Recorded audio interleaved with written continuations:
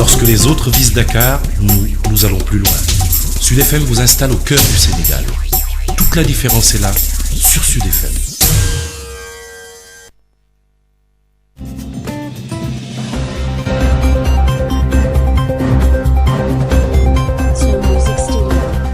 À l'écoute de Sud FM, 12h dans le studio et sur l'ensemble du réseau synchronisé de Sen Radio à la une de ce journal. Démarrage ce lundi des épreuves du baccalauréat technique. 3532 candidats sont en liste cette année. Le ministre de tutelle dans la banlieue de Dakar pour s'enquérir du déroulement des épreuves. 6 absences notées au centre du lycée technique El Hadji Ibrahima Niass de Kaolack où les épreuves ont démarré sous la pluie mais pas de difficulté. Le protocole sanitaire a été respecté. Éducation toujours dans ce journal. Reprise graduelle des enseignements dans les universités du pays. Les étudiants de Dakar et de Saint-Louis rejettent cette formule proposée par les autorités académiques à l'UGB. Le recteur et le directeur du CROUS tiennent actuellement une conférence de presse conjointe. Une année académique déjà perturbée par la crise sanitaire. La Covid-19 progresse. 55 nouveaux cas enregistrés mais aucun nouveau décès. Au sommaire également, statut du chef de l'opposition. Cette question encore soulevée ici au Sénégal n'est pas pertinente selon Dr Maurice Soudieck-Dione qui parle de la palissade et contradiction sans fin. Sur l'international en Allemagne, plus de 10 000 personnes emportées par la Covid-19. Le mouvement anti-masque continue de manifester. Manifestation accentuée par les contradictions entre chercheurs et les médecins sur la maladie. La page sport sera l'affaire de Odile Minklan. La revue de presse de Adja Ndeye Mariam Ndiaye va compléter cette édition d'information mise en onde aujourd'hui par Aline Badra Socé. Les détails c'est après ceci.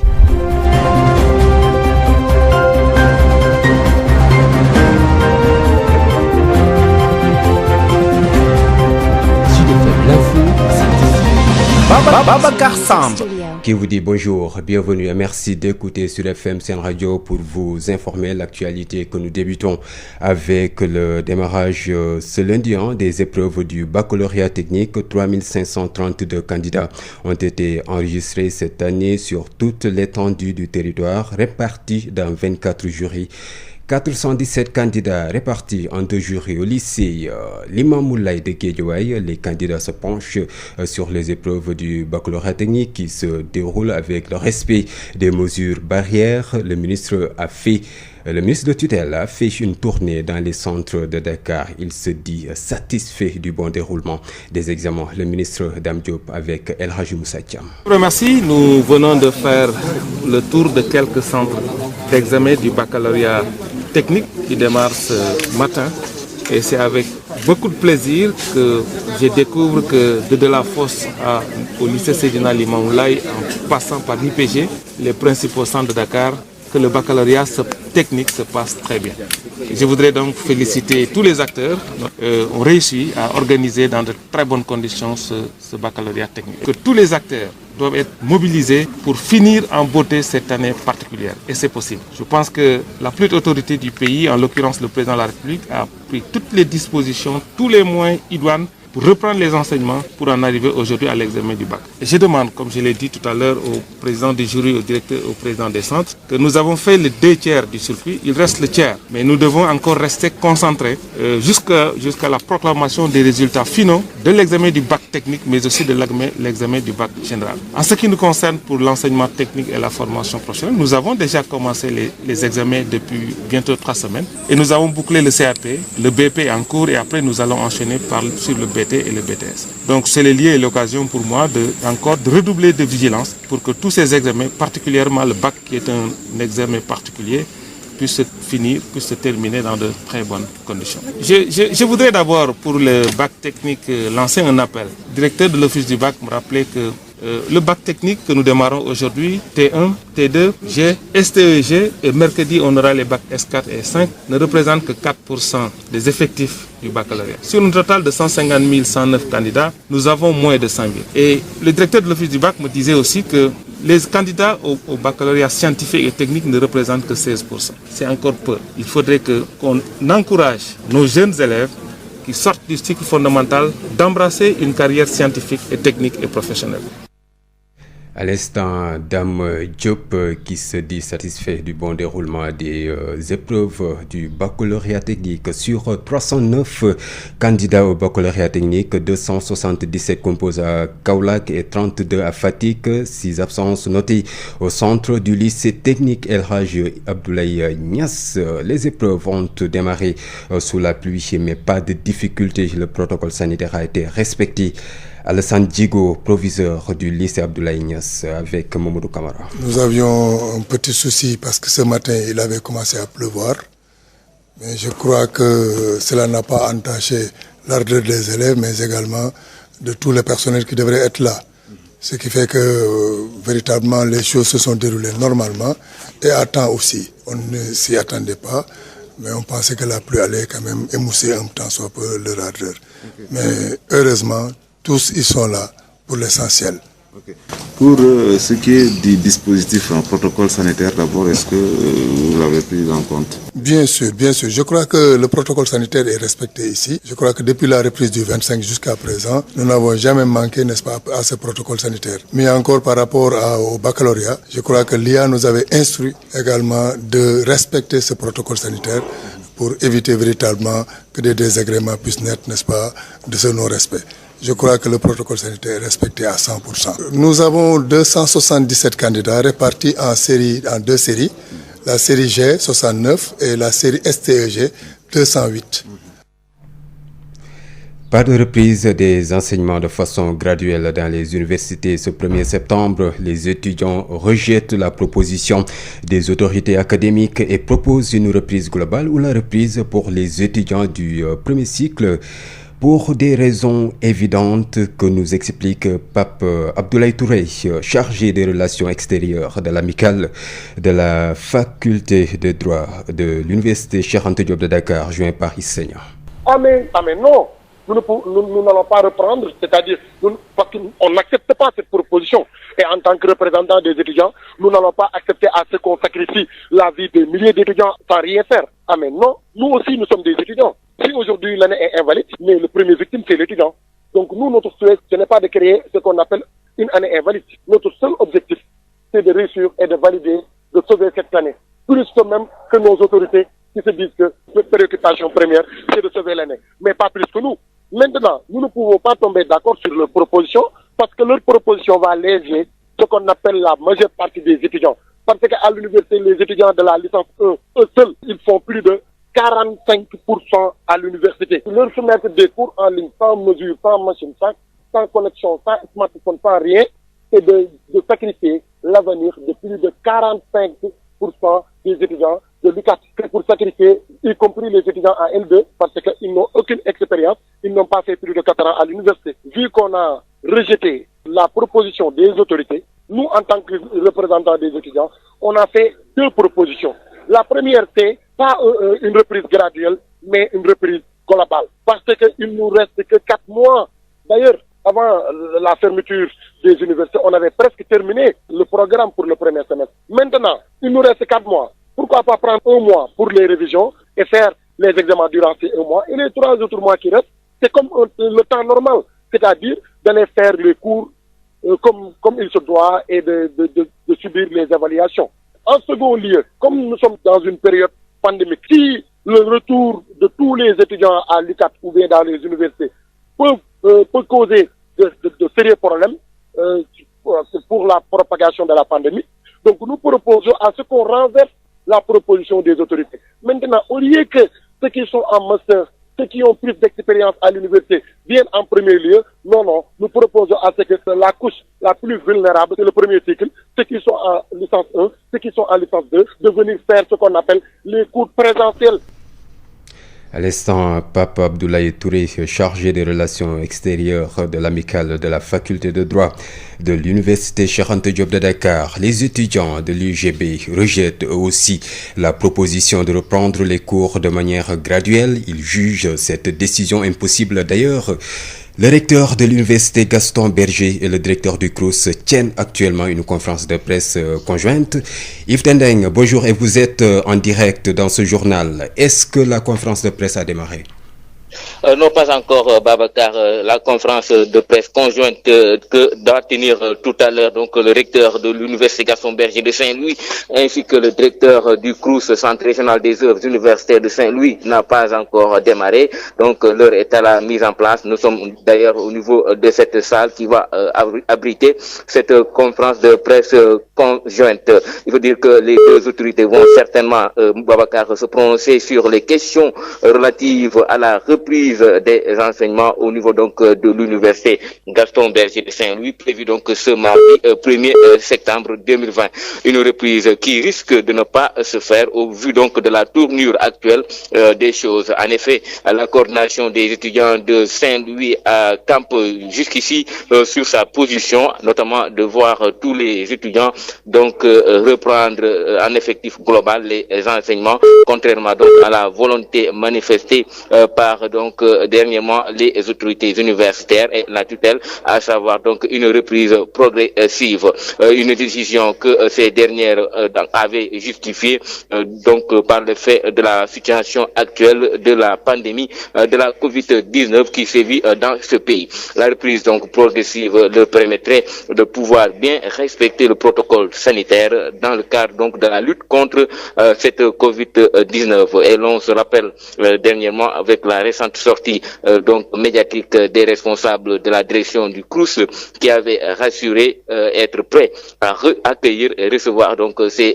étudiants pour une reprise ce 1er septembre, mais seulement en fonction de la capacité d'accueil donc du campus social. Qu'en sera-t-il donc de cette conférence de presse conjointe que vont tenir donc le recteur et le directeur du CROUS?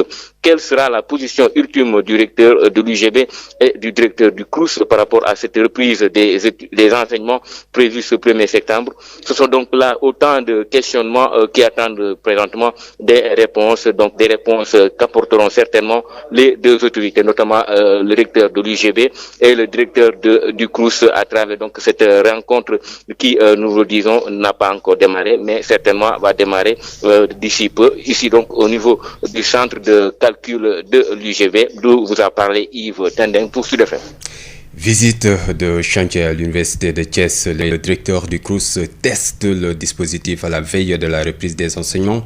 Une reprise qui se fera de manière progressive. Babacar Daou. Oui, bonjour, Babacar Samb. Vous l'avez dit depuis 10 heures.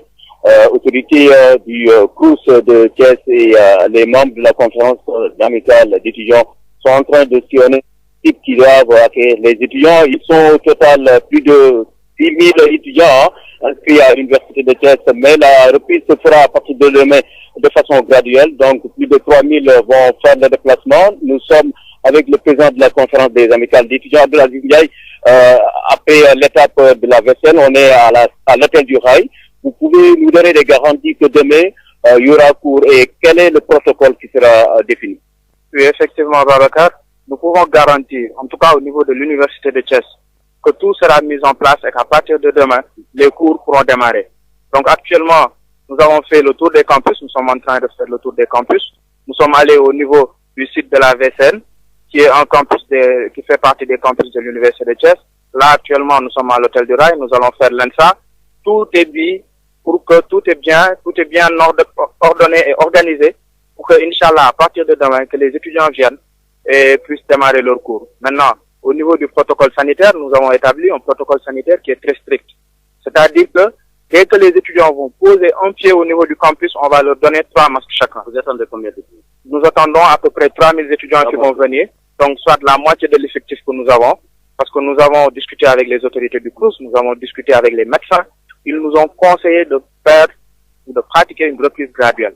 Et je crois qu'en la matière, il faut écouter les médecins, parce que ce sont les experts, ce sont les spécialistes.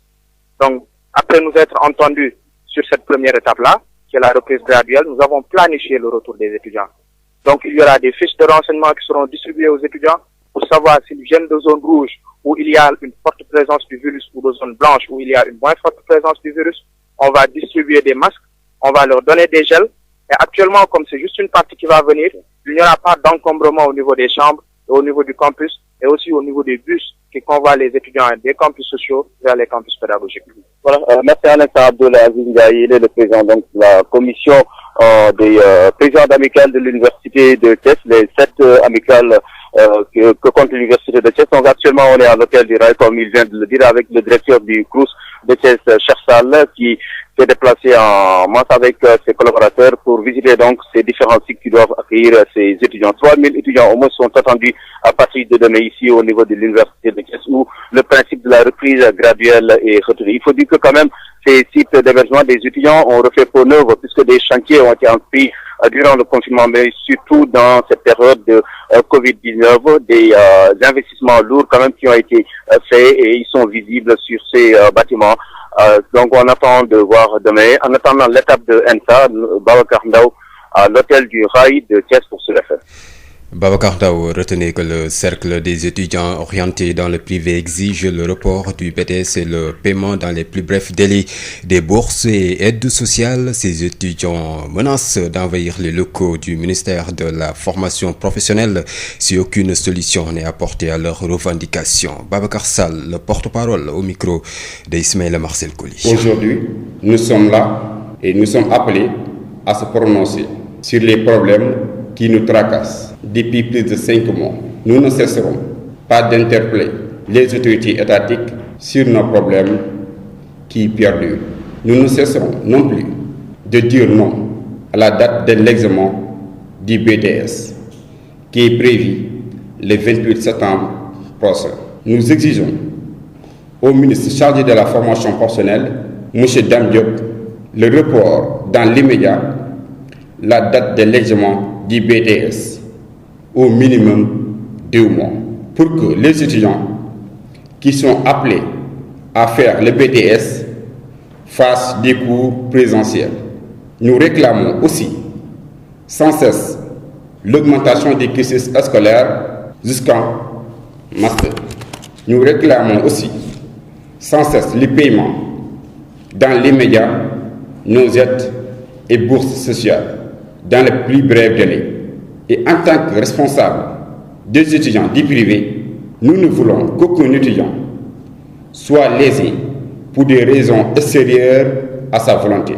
Et si monsieur le ministre Dame Diop reste toujours sur son mutisme, nous allons descendre encore une fois devant le ministère à Diamniadio jusqu'à ce qu'il accepte de se prononcer.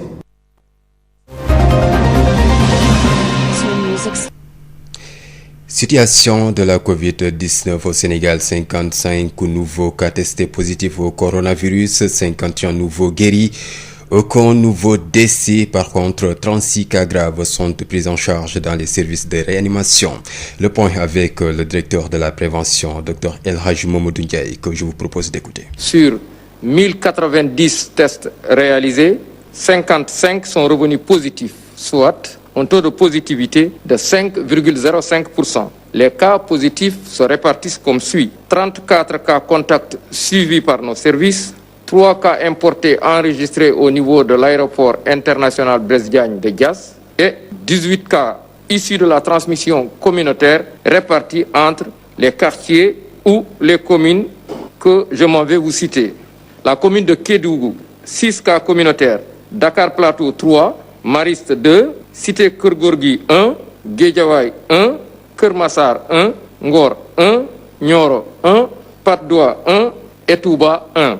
51 patients hospitalisés ont été contrôlés négatifs et déclarés guéris. 36 cas graves sont pris en charge dans les services de réanimation. Aucun décès n'a été enregistré ce dimanche 30 août 2020. L'état de santé des autres patients est jugé stable. À ce jour, 13 611 cas ont été déclarés positifs, dont 9 439 guéris, 224 décédés et donc 3 887 sous traitement. Voilà, à l'instant, Dr El Hadji Mamadou Ndiaye, directeur de la prévention au ministère de la Santé et de l'Action sociale. À Kaolack, sur cet prélèvement de sont revenus positifs. Il s'agit d'un cas communautaire à Nioro et un cas communautaire également à Kaolack. 6 patients guéris et un décédé enregistrés. Inondation à Kaffrine, des maisons sous les eaux après chaque pluie et le calvaire est vécu depuis plus de 2 décennies. Le collectif des victimes des inondations de Kaffrine a identifié la source du fléau. Il s'agit des eaux de ruissellement. Le collectif propose une solution pour mettre fin à ce calvaire des bassins de rétention en amont. Voici les précisions du porte-parole du collectif, Ousmane Dembélé, il se nomme. Il est joint par Isseignan. L'élément n'est pas encore disponible. Peut-être nous y reviendrons dans cette édition. Parlons politique, statut du chef de l'opposition sénégalaise. Cette question n'est pas pertinente selon Maurice Soudieck-Dione, docteur en sciences politiques et chercheur à l'UGB. L'urgence, c'est le respect de la Constitution et les droits et libertés de l'opposition. Dr Maurice Soudieck-Dione est avec Habsa Elimane. Je trouve que ça n'a aucune importance dans le cas du Sénégal. Parce que quand l'article 58 dit « La Constitution garantit aux partis politiques qui s'opposent à la politique du gouvernement le droit de s'opposer », je trouve que c'est une lapalissade et une contradiction sans fin. Pour la bonne et simple raison que le titre 2 de la Constitution liste de façon généreuse toutes les libertés, tous les droits possibles et imaginables qui permettent à l'opposition de s'épanouir. Donc le seul problème que nous avons, c'est un problème d'application de la Constitution et ce n'est pas de rajouter une disposition complètement soporifique qui consiste en une lapalissade pour dire que les partis d'opposition ont le droit de s'opposer. En réalité, ça ne veut rien dire. Le vrai problème que nous avons, c'est un problème de culture démocratique, un problème de respect de la Constitution, un problème de respect des droits et libertés des opposants. Lorsque Maître Wade est arrivé au pouvoir après 26 ans d'opposition, après avoir subi toutes sortes de brimades, il s'est lui-même particulièrement illustré dans la répression et la persécution de l'opposition. Quand le président Sall arrive également, il a parlé de rupture et la première chose à laquelle il a pensé et qu'il a mise en œuvre, c'est de réduire l'opposition à sa plus simple expression. Alors que l'opposition, c'est un rouage essentiel dans la démocratie. Donc nous avons encore une fois un problème de culture démocratique. Nous avons des démocrates de convenance selon leurs intérêts politiciens et non pas des démocrates de conviction. À l'instant, Dr Maurice Soudieck-Dione retenait qu'il sera l'invité de ce 12h. Les statuts du chef de l'opposition, sujet donc qui sera débattu demain. La commission politique du dialogue national se réunit mardi et jeudi. Retenez que cette question suscite déjà des divergences au sein de l'opposition. Classé deuxième à la présidentielle, Idrissa Seck a été désigné par des leaders, notamment Malick Gakou, Papa Diop, Issa Sall et Madické Niang. Ousmane Sonko, quant à lui, porte son choix sur Maître Abdoulaye Wade et évoque la thèse de la majorité parlementaire. Nous allons reparler des inondations. À Kaffrine, des maisons sous les eaux après chaque pluie. Et le calvaire est vécu depuis plus de 2 décennies. Le collectif des victimes des inondations de Kaffrine a identifié la source du fléau. Il s'agit des eaux de ruissellement. Le collectif propose une solution pour mettre fin à ce calvaire des bassins de rétention en amont. Voici les précisions du porte-parole du collectif Ousmane Dembélé avec Isseignan.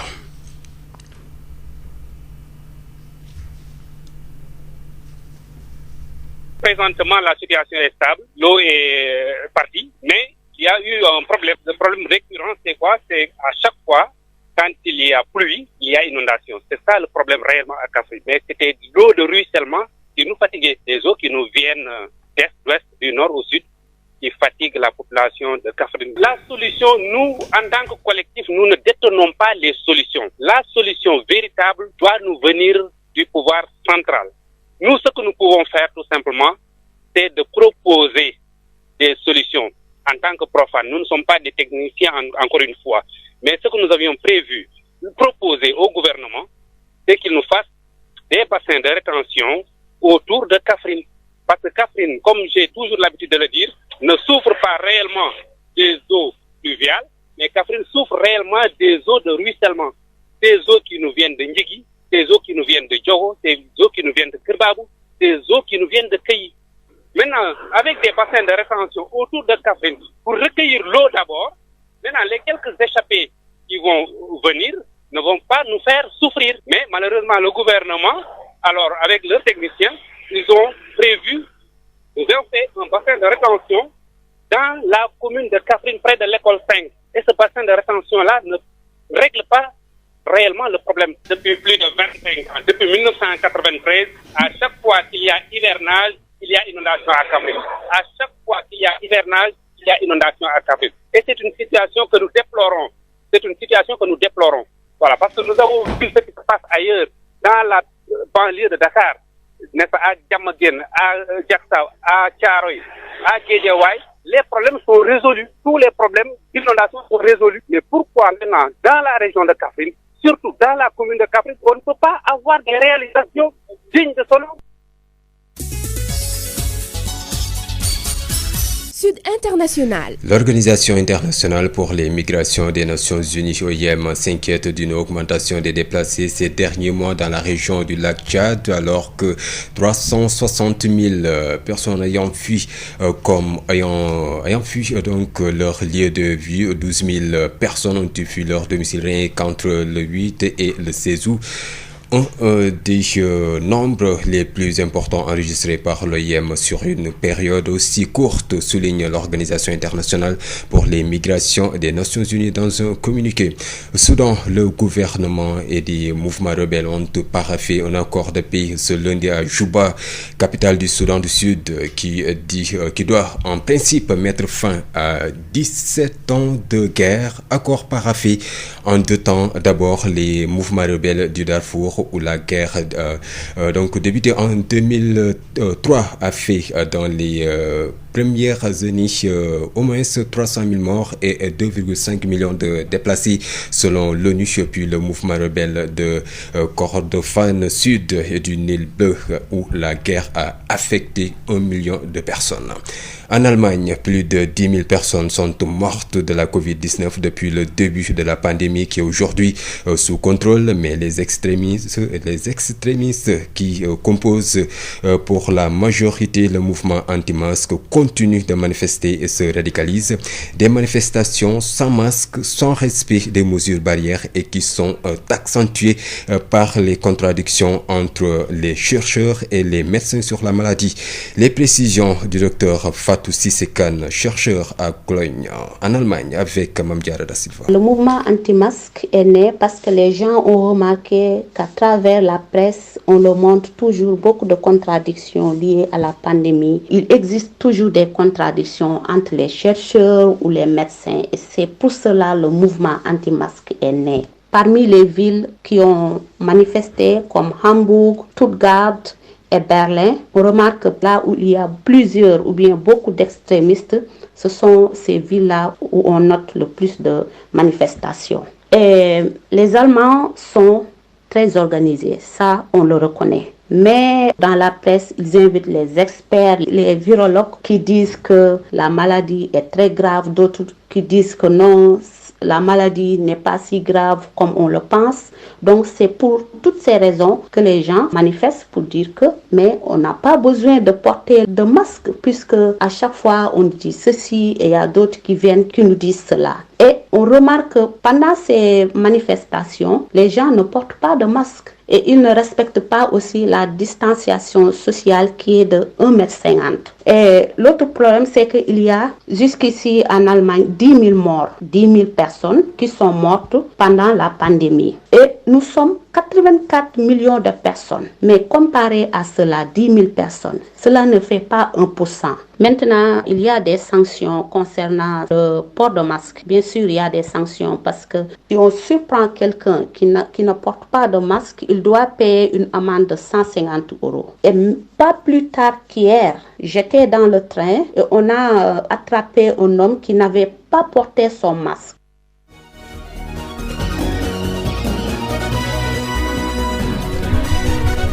La page sport, c'est avec vous, Odile Minklan. Bonjour.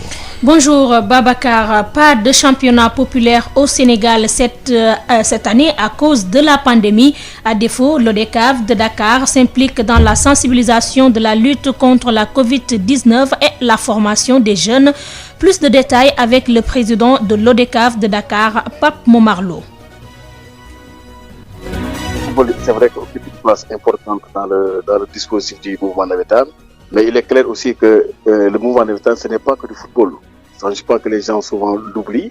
parce que le décret qui a instauré l'ONCAV a précisé le caractère d'utilité publique de l'ONCAV. Et à ce niveau, l'ONCAV est appelé à s'investir dans la communauté, la santé, la formation, l'éducation, l'emploi des jeunes. Tous ces volets-là, aujourd'hui, occupent une place importante dans le dispositif de l'ONCAV et des structures du mouvement navétane. Et à ce niveau, justement, au niveau de Dakar, nous avons déjà mis en place un programme prioritaire que nous avons déposé au niveau de la préfecture et au niveau de la ville de Dakar pour justement accentuer en priorité numéro 1 la sensibilisation contre le Covid en mettant en place les ESC, les équipes de sensibilisation communautaire, à l'intérieur de chaque ASC. Chaque ASC, donc, va livrer une équipe de sensibilisation communautaire appelée ESC, qui aura comme mission essentielle d'intensifier la lutte contre le Covid au niveau du département de Dakar. Comme vous savez, Dakar, c'est pratiquement 54 à 55% des cas de Covid au plan national. C'est de participer activement à promouvoir les gestes barrières, notamment le port du masque obligatoire dans les quartiers. Et ça, c'est le travail des ASC qui connaissent mieux que quiconque les habitudes et la sociologie de leur quartier. Et donc, il nous revient aujourd'hui de mettre en place cette stratégie-là. Et je rappelle que cette stratégie a été mise en place parce que justement l'ONCAV et le ministère de la Santé ont signé une convention justement qui appuie cette démarche citoyenne. Pape Momar Lo, président de l'ODCAV de Dakar, Europa League saison 2020-2021. Le stade de Reims va affronter Servette FC au deuxième tour de qualification de la Ligue Europa. Le tirage au sort a eu lieu ce lundi. Le match est prévu le 17 septembre prochain en Suisse. Parlons à présent du feuilleton Messi. L'attaquant du FC Barcelone ne s'est pas présenté à l'entraînement des Blaugrana ce lundi. Selon le média britannique Sky Sport, Lionel Messi ne se considère plus comme un joueur du FC Barcelone. D'ailleurs, le père de Lionel Messi va rencontrer demain le président du FC Barcelone. Merci à vous, Odile Minkler. Sud Midi, l'invité. Il s'agit du docteur Maurice Soudieck-Dione, interrogé par Absel Manouane. Maurice Soudieck-Dione, bonjour. Bonjour. Vous êtes docteur en sciences politiques, chercheur à l'université Gaston Berger. À chaque fois qu'il y a une rencontre entre les acteurs politiques, il y a un point de désaccord concernant le cumul de la fonction de chef d'État et de chef de parti. Selon vous, pourquoi cette question dérange-t-elle autant? Oui, en réalité, la question du cumul des fonctions de président de la République et de chef de parti politique, c'est une question qui a pendant longtemps préoccupé les hommes politiques sénégalais.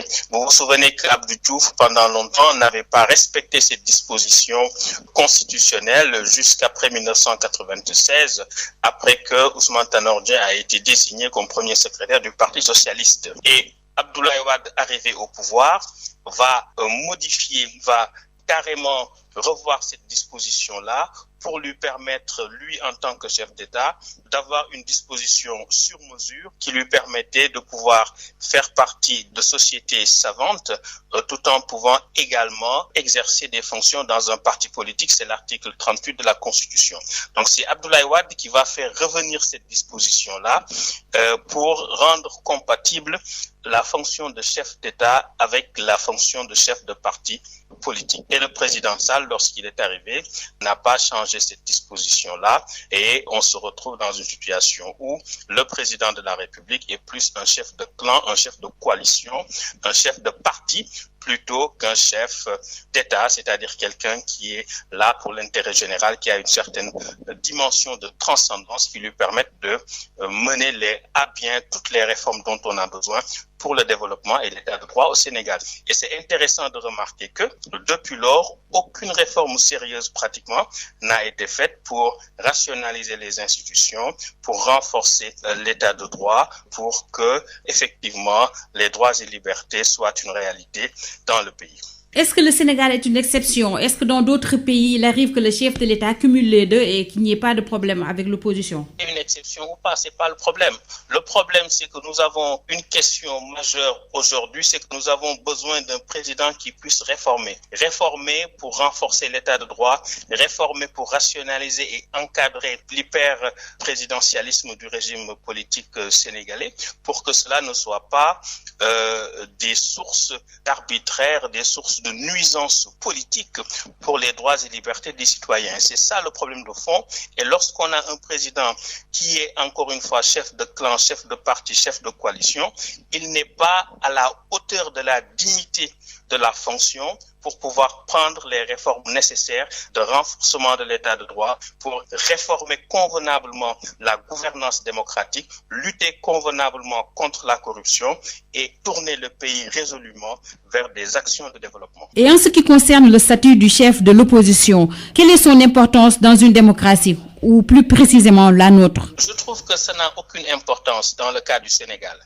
Parce que quand l'article 58 dit « La Constitution garantit aux partis politiques qui s'opposent à la politique du gouvernement le droit de s'opposer », je trouve que c'est une lapalissade et une contradiction sans fin. Pour la bonne et simple raison que le titre 2 de la Constitution liste de façon généreuse les libertés, tous les droits possibles et imaginables qui permettent à l'opposition de s'épanouir. Donc le seul problème que nous avons, c'est un problème d'application de la Constitution et ce n'est pas de rajouter une disposition complètement soporifique qui consiste en une lapalissade pour dire que les partis d'opposition ont le droit de s'opposer. En réalité, ça ne veut rien dire.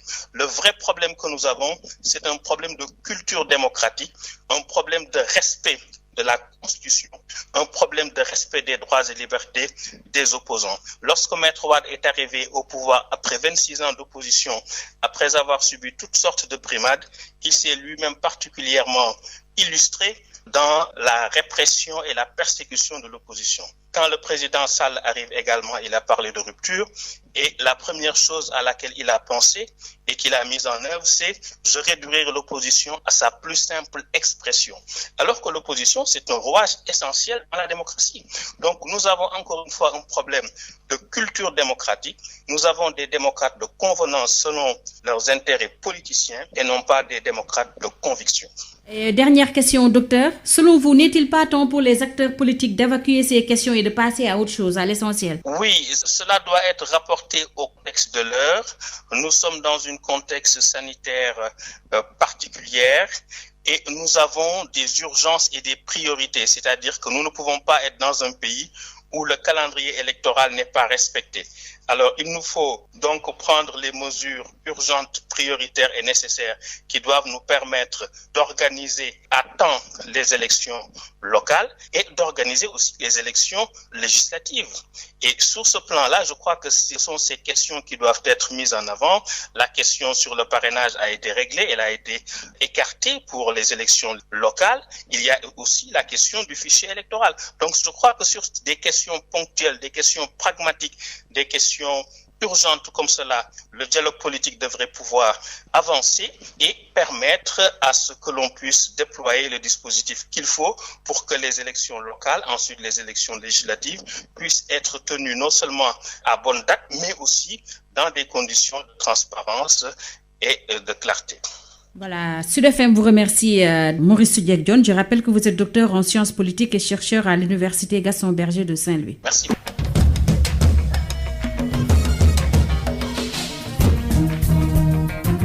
Bonjour et bienvenue dans votre journal de la culture. Un journal de la culture spécialement dédié à David Diop, David Léon Mandessi Diop de son nom de naissance, illustre poète et professeur de lettres classiques sénégalais disparu en 1960 dans des conditions tragiques. Et pour en parler, nous recevons Amadou Bamba Thiombane, professeur de français, auteur et aussi critique. Amadou Bamba Thiombane, bonjour. Bonjour, monsieur Dia. Alors, David Diop, un poète de la génération charnière à qui on doit notamment Coup de pilon, un recueil de poèmes fort évocateurs. Peut-on dire qu'au-delà de l'engagement, c'est plutôt un militantisme poétique? David Diop est un vrai poète, ça c'est la première précision. Je crois que c'est Roland Barthes qui disait qu'en poésie, le mot, rien que le mot déjà, est encyclopédique. C'est-à-dire que chaque mot employé d'une manière assez particulière contient une infinité de virtualité de sens et selon la culture, selon l'époque, selon le tempérament du lecteur, c'est lui qui choisit finalement un sens. Bon, ce qui fait que donc chaque texte de David Diop, j'ai envie d'emprunter une expression à un Marocain, l'habit qui dit du compte que ça chevauche l'espace-temps. Mais les textes de David Diop également chevauchent l'espace-temps finalement. Justement, un des textes d'anthologie, on peut dire, qui chevauche l'espace-temps. Afrique, mon Afrique, une récitation, une supplication poétique connue de tous. Alors, quelle actualité renferme ce texte au vu de la situation actuelle du continent africain? Je disais justement que dans Coup de pilon, on a deux tendances de la négritude sur trois. La première tendance, c'est la négritude contemplative où on chante l'Afrique, Afrique des fiers guerriers dans les savanes ancestrales, Afrique que chante ma grand-mère au bord de son fleuve lointain, Afrique que malheureusement David Diop n'a pas connue. Je ne t'ai jamais connu, il le dit, oui. Exactement. L'Afrique que David Diop a connue, c'est cette Afrique dominée-là. Et c'est pourquoi il voit rouge chaque fois qu'il pense à ce traitement qu'on a réservé à l'Afrique. Et l'actualité de ce texte, justement, aujourd'hui, bon, après, bien entendu, il y a l'autre négritude, c'est-à-dire la négritude agressive. Et maintenant, l'actualité de ce texte-là, Afrique, la question reste posée, hein. C'est une question têtue, c'est Afrique, est-ce donc toi ce dos qui se courbe et se couche sous le poids de l'humilité? J'ai failli dire de l'humiliation. Oui, une question d'actualité brûlante. Et il faut que nous, Africains d'aujourd'hui, nous répondions à cette question. Est-ce que nous allons oser lui dire non, nous sommes cet arbre robuste et jeune, cet arbre qui repousse, est-ce que notre Afrique repousse? Chaque Africain doit pouvoir quand même essayer de répondre à cette question. Le temps des martyrs. Alors, un texte aussi d'actualité parce qu'il évoque l'assassinat, le meurtre impuni de Noirs, mais aussi actuellement des Afro-descendants aux États-Unis, mais aussi en France. Alors, quelle lecture faites-vous de cette situation? Oui, et il y a par exemple un texte qui résonne encore plus fort, comme un avertissement à ces meurtriers-là. C'est Certitude que j'aime bien et que vous connaissez. Tout à fait. Aussi. À ceux qui s'engraissent de meurtre et mesurent en cadavre les étapes de leur règne, je dis que les jours et les hommes, que le soleil et les étoiles dessinent le rythme fraternel des peuples. Bel avertissement pour ces gens-là.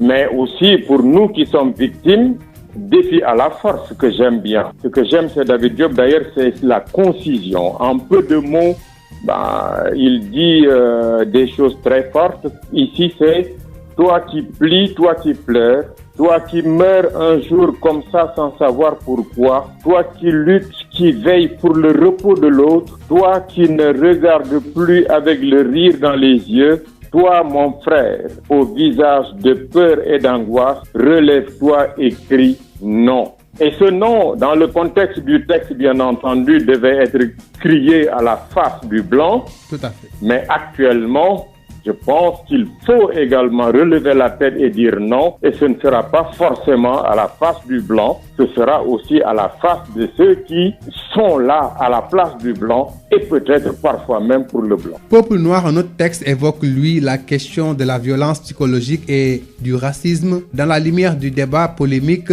né au lendemain de la caricature de la députée noire Danielle Obono en France. Est-ce que le racisme est encore vivace?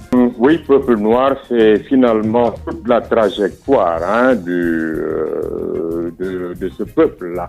Le peuple que l'on traîne, promène et déchaîne à travers les théâtres électoraux. Voilà. Mais, oui, et aujourd'hui... Oui, et à la fin, il dit... Oui, le peuple qui saura se venger. Mais le peuple qui saura se venger, bien entendu. Mais aujourd'hui, moi je pense qu'il y a une contradiction quelque part. J'ai envie de poser une question, c'est entre la victime et le meurtrier qui doit baisser les yeux. S'il y a un esclave qui est victime, il y a forcément un esclavagiste qui lui est plutôt le bourreau, qui a fait preuve de bestialité. Et aujourd'hui, c'est le descendant d'esclaves qui doit doit avoir honte? Je pense que celui qui devait avoir honte, si le monde marchait sur ses pieds, c'est le négrier qui devait avoir honte, qu'il soit blanc ou noir. Et là, je pense que je donne raison à Panon qui dit le nègre n'est pas, mais ça c'est la négritude sereine. Ce n'est plus la négritude contemplative, ce n'est plus la négritude agressive, c'est la négritude sereine. Le nègre n'est pas plus que le blanc. Tous deux ont à s'écarter des voies inhumaines qui furent celles de leurs ancêtres respectifs afin que naisse une authenticité. Tout ce qui est artificiel, tout à fait. C'est en cela qu'il y a l'amour, c'est vrai, mais il y a toujours le militant. David Diop, c'est toujours le militant, forcément. Merci beaucoup, Amadou Bamba Thiomban. C'est moi qui vous remercie. C'est tout pour la page culture. Merci de l'avoir suivi.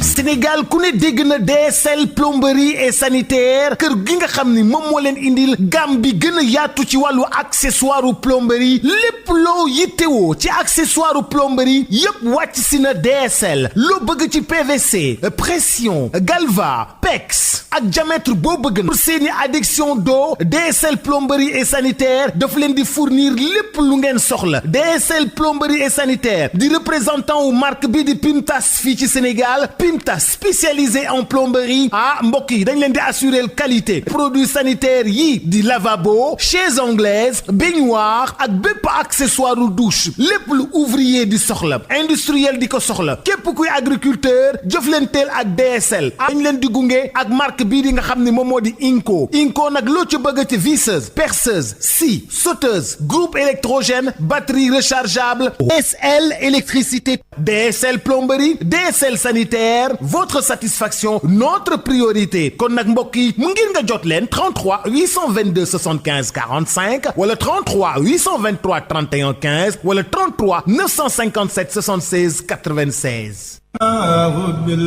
Établissement Mbaye et Frères nekk spécialiste ci lépp lu jëm ci tabax kër ngir mu mucc ayib te taaru lu ci mel ni aluminium pour bâtiment fenêtre porte ak protection inox fibrociment pour toiture boo bëggee tabax lu mucc ayib matériaux yu baax te wóor ngay wut établissement Mbaye et Frères am na itam gamme rideau métallique lame pleine tube ondulé fer forgé pour menuisier métallique yi inox ngir seeni ouvrage balcon profil d'aluminium ak vitrage faux plafond BA13 ak gamme vert te xam ngeen ne nawet bi yegsi na moo tax étanchéité bi lu fa am solo la pour seeni commande mën ngeen woote ci établissement Mbaye et Frères ci HLM 1 avenue Cheikh Ahmadou Bamba 33 864 75 15 wala ngeen woote ci seen succursale ci lot 3B Scat Urbam Grand Yoff téléphone 33 867 09 24 ca établissement Mbaye et Frères ay ndaw yu xarañte mën seen liggéey ngeen di fa fekk ñu toppatoo leen ni ngeen ko bëggee. Sénégal premier équipement et machine ñu ko naan SPEM ñëpp ràññee ko mu nekk ci domaine nu petite mécanisation bi nga xam ni moom mooy yombal képp ko xam ni da nga di baykat ak képp kuy liggéey mu indil ñu nag ay moissonneuse batteuse ci wàllu ceeb bi dañu daan sëgg nekk ci biir sonn lool mu daal di ñuy indil loolu nga xam ni moom moo di moissonneuse batteuse de riz SPEM indil ñu machine bi bàcc gerte gi di séparer gerte gi ak ngooñ gi ñu koy wax batteuse d'arachide d'une capacité de 600 kg par heure ami tamit machine décortiqueuse d'arachide moom mooy machine bi nga xam ni mooy xolli gerte gi jël gerte gi teg ko fii mu doon kemb ba noppi daal di jël xollit yi daal di koy tegee nële te it xollit yi mën ngeen ko jëriñoowaat décortiqueuse d'arachide désherbeuse multifonctionnelle mini tracteur de 24 à 28 chevaux remorque agricole herse rotative ak ay moteur 1115 yoo xam ni am na nag quantité bu doy ba noppi it ñu yombal leen njëkk yi SPEM day yëngu tamit ci production tricycle de marchandises ak tricycle de transport de passagers Sénégal premier équipement luy objectif am participer ci loolu nga xam ni moom moo di jëm kanamu agriculture fii ci Sénégal ak ci Afrique yëpp noppal ñi nga xam ni ñoom ñoo di baykat yi woo leen ñu ci 77 724 91 91 wala 77 586 58 59 am nañu showroom ca Kaolack woo ñu ci 77 395 53 83 suñu showroom ba nekk Ross Béthio ci 78 530 50 32 suñu showroom ba nekk Kolda ci 78 173 03 84 wala 77 053 65 78 machallah Sénégal premier équipement et machine. ba may naan di bekk Ah, j'adore l'instant où je savoure ma boisson punch. De nouveaux goûts incomparables avec ses différents parfums: orange, pomme, mangue, ananas, coco, limonade et cola. Punch, le goût bien de chez nous. Votre boisson punch vous a offert la revue de presse.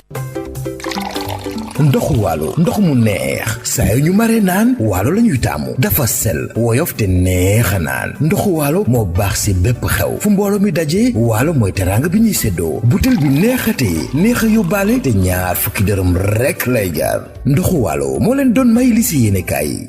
DSL plomberie et sanitaire, les établissements Mbaye et Frères, SPEM Sénégal Premier Équipement et Machines, les boissons Punch et Waalo vous offre la revue de presse.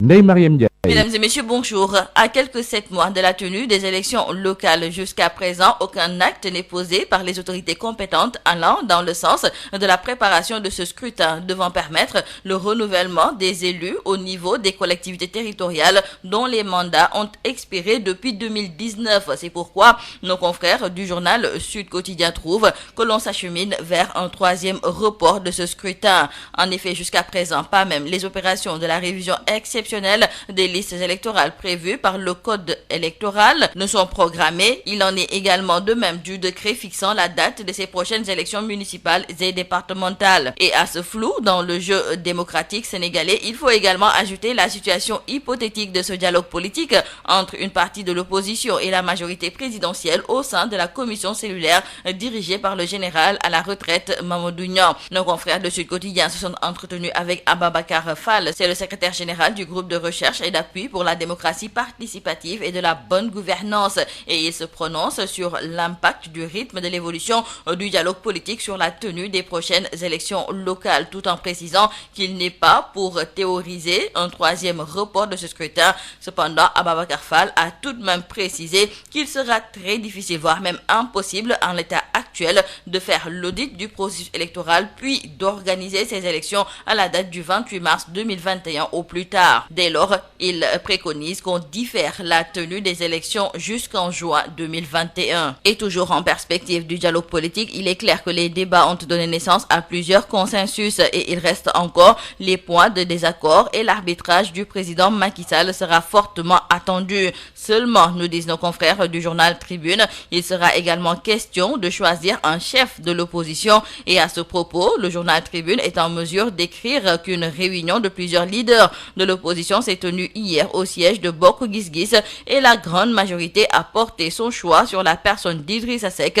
arrivé deuxième à la dernière élection présidentielle. Donc retenons avec nos confrères du journal Tribune que les leaders comme El Hadj Malick Gakou, Pape Diop, Madické Niang, Issa Sall, Cheikh Hadjibou Soumaré, Khalifa Sall ont voté pour le patron de Rewmi. Cependant, Ousmane Sonko lui penche pour Maître Abdoulaye Wade et 6 autres leaders n'ont pas exprimé leur avis. Pour ce qui est de Moussa Tine, leader du parti ADP et proche de Khalifa Sall, il s'est entretenu aujourd'hui avec nos confrères du journal Vox Populi. Et au menu des discussions, il a été beaucoup question de la pandémie du coronavirus et sa gestion défaillante par le gouvernement, mais aussi la posture des leaders de l'opposition, le dialogue national ou encore la question du troisième mandat et la situation de la justice au Sénégal, sans compter ses ambitions politiques. Et concernant la question du troisième mandat, Moussa Tine déclare dans le journal Vox Populi que Macky Sall doit respecter son serment de ne pas se représenter pour une troisième fois. Toujours concernant cette question du troisième mandat, le maire de Dieuppeul-Derklé trouve dans le journal Rewmi Quotidien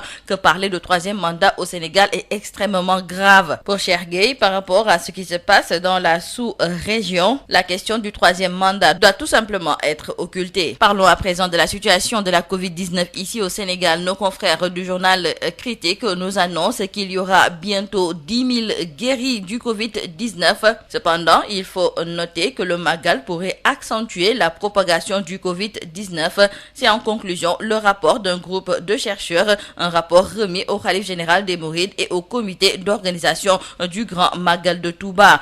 C'est pourquoi ce groupe de chercheurs invite les fidèles Mourides à célébrer le Magal chez eux et éviter les déplacements et rassemblements, une option qui semble être la plus prudente et la moins porteuse de risques épidémiologiques. Et l'on nous signale avec nos confrères du journal Les Les Échos que le document qui a été donc remis au khalife général des Mourides a été validé par une dizaine de chercheurs de spécialités différentes. Encore une histoire foncière, celle-ci se déroule à Tivaouane Peulh et ce sont nos confrères du journal L'As qui nous en parlent. Nos confrères écrivent qu'après le cas de Dengueler, c'est un autre scandale qui éclabousse un richissime homme d'affaires, Abdoulaye Dia, le PDG de Sénico, qui est en passe d'expulser 245 chefs de famille de leur maison sous prétexte qu'il aurait acquis le titre des mains de l'ancien chef de l'État.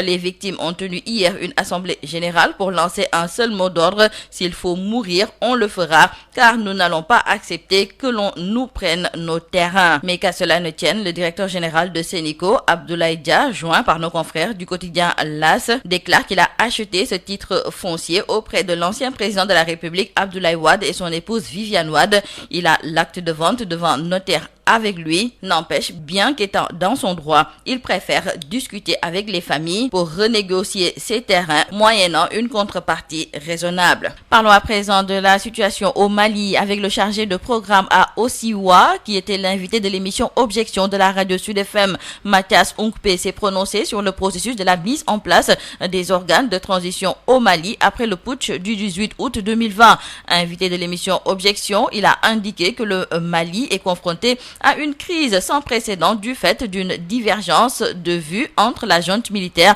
la CEDEAO, le mouvement du 5 juin, en plus de la crise économique. Ainsi, invite-t-il les militaires à laisser les civils gérer la transition. Nos confrères du quotidien Le Soleil nous amènent aujourd'hui dans le Fouladou et nous racontent l'histoire des Mandingues et celle des Peuls, une histoire commune. Et si les premiers ont pendant longtemps dominé, les seconds, sous l'impulsion d'Alpha Molo, ont su prendre le dessus. Une prise de pouvoir au forceps et au prix de plusieurs rebondissements. Et nous terminons par le sport. Nos confrères du quotidien du sport Stade nous parlent de Sadio Mané qui serait favorable à un challenge au Barça. Ce week-end, le média catalan Mundo Deportivo a révélé que la relation entre Jürgen Klopp et Sadio Mané n'est plus comme avant et que le joueur lui-même semble ouvert à un départ du côté de la Catalogne. Pour ce qui est de Ismaïla Sarr, nos confrères du quotidien du sport Stade nous indiquent qu'il devrait bientôt rejoindre Liverpool. Le champion d'Angleterre a accepté de débourser les 45 millions d'euros réclamés par Watford. C'est tout à vos journaux et très bonne lecture. DSL Plomberie et Sanitaire, les établissements Mbaye et Frères, SPEM, Sénégal Premier Équipement et Machines, les boissons Punch et Wallo vous ont offert la revue de presse. Voilà, c'est la fin de cette édition d'information. Merci de l'avoir écouté.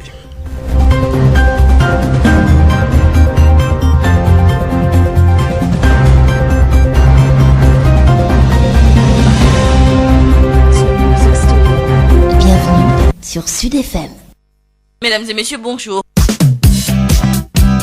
pariel la ci 1xBet ak sa téléphone foo mënti nekk ak waxtu bu la neexee ubbil sa compte ak code promo Sud FM nga gagné 200% de bonus ci sa dépôt bu njëkk gaaw leen a gaaw parier ci site internet bi di www.1xbet.sn ak 1xBet yaay chef.